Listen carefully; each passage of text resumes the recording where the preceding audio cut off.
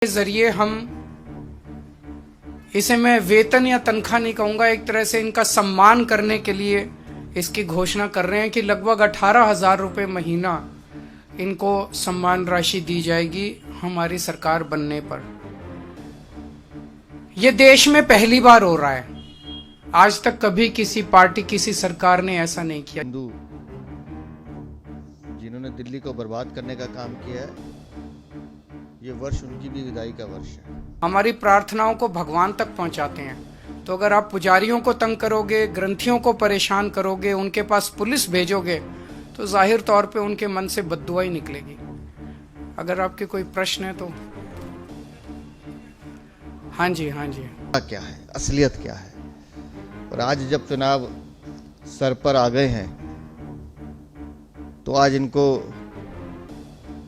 पुजारी भी अच्छे लगने लगे। हिंदू जिन्होंने दिल्ली को बर्बाद करने का काम किया है, ये वर्ष उनकी भी विदाई का वर्ष है। अभी आपने अरविंद केजरीवाल के 9 रूप देखे।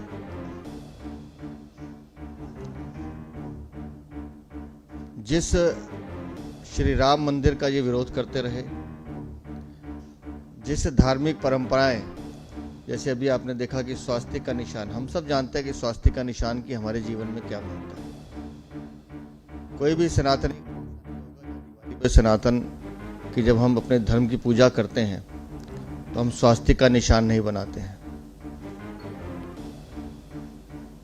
उस निशान का अपमान करना, हमारे देवी देवताओं का अपमान करना, भगवान श्री कृष्ण के सुदर्शन चक्र का अपमान करना, ये सब दिखाता है कि अरविंद केजरीवाल की मानसिकता क्या है, असलियत क्या है।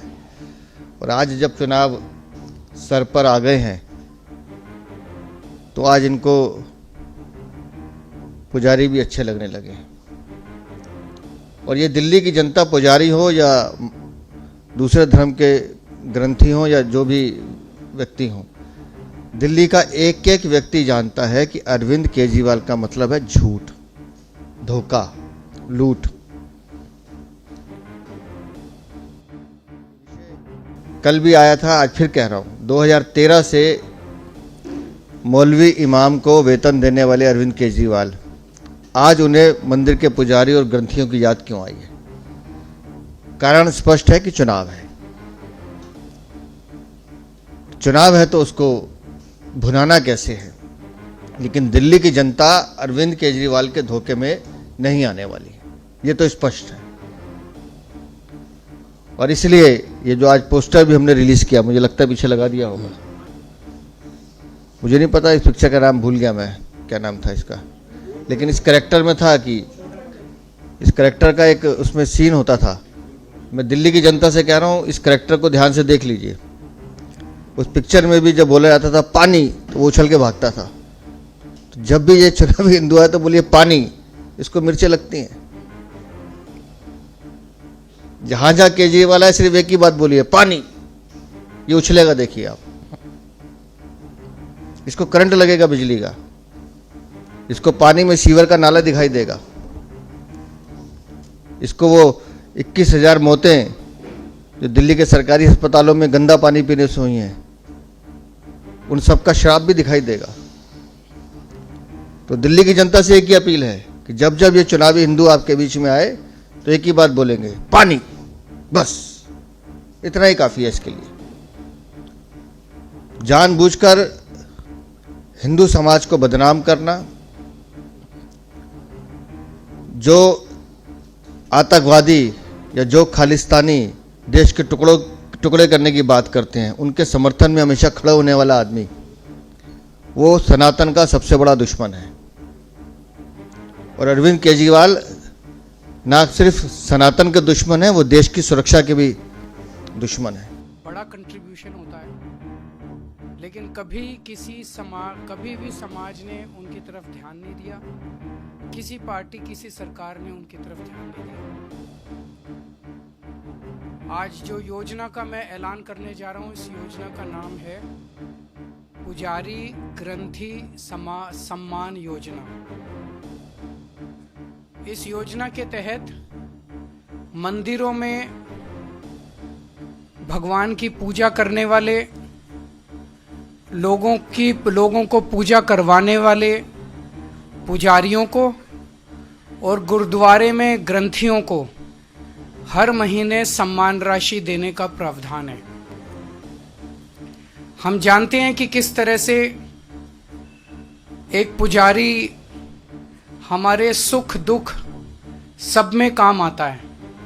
हमारे घर में शादी हो, बच्चे का बर्थडे हो, कोई भी खुशी का मौका हो या कोई मौत हो जाए या कोई गम का मौका हो, हर वक्त पुजारी हमारे साथ होता है, हमारे को उसमें अपना कंट्रीब्यूशन करता है, भगवान की पूजा कराता है हमें। ये वो तबका है जिसने सदियों सदियों से हमारी परंपराओं, हमारे रीति रिवाजों, इसको पीढ़ी दर पीढ़ी, एक तरह से जो गुरु शिष्य परंपरा पीढ़ी दर पीढ़ी इसने आगे बढ़ाया है, हमारी संस्कारों को, हमारी रीति रिवाजों को, हमारे परंपराओं को। लेकिन इसने कभी भी अपने परिवार की तरफ ध्यान नहीं दिया और कभी भी हम लोगों ने इनकी तरफ ध्यान नहीं दिया। हम मंदिर जाते हैं, पूजा करते हैं, लेकिन कभी भी इनकी तरफ हमने ध्यान नहीं दिया। आज इस योजना के जरिए हम इसे मैं वेतन या तनख्वाह नहीं कहूंगा, एक तरह से इनका सम्मान करने के लिए इसकी घोषणा कर रहे हैं कि लगभग 18,000 रुपये महीना इनको सम्मान राशि दी जाएगी हमारी सरकार बनने पर।